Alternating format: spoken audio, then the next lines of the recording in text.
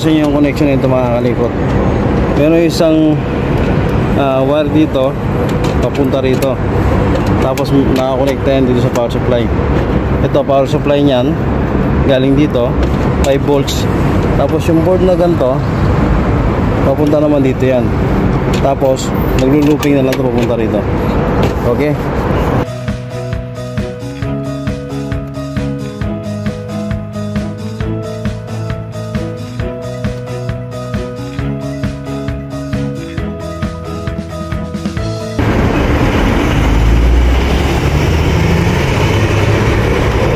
Kulang pa to, usog na lang namin dito para matapos namin yan.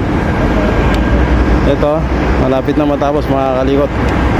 Kunti na lang yung part na Gerard na lang, tapos lilipat namin dito para matapos ito, yan na to.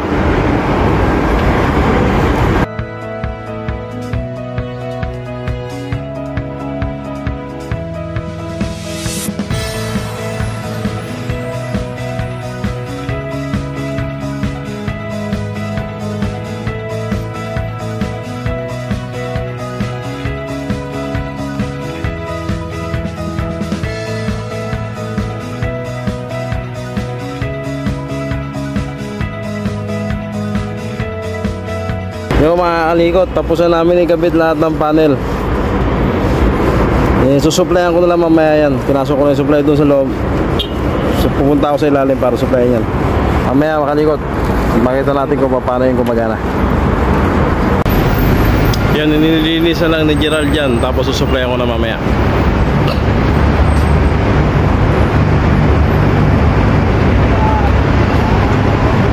Kana na. Ang gulo lang. Pero parang puzzle. Ayusin natin yan. Mga kalikot, nagkakaroon kami ng konting problema. Dahil parang puzzle kanina ngayon, inaayos na namin. Pero ngayon, medyo okay na. Medyo may problema niya, pero ngayon okay na. Let's go. Mga kalikot, tapos na natin yung wall screen na ginawa natin mga kalikot. Okay na siya mga kalikot. Tapos na mga kalikot, hanggang sa muli. Salamat. Next day.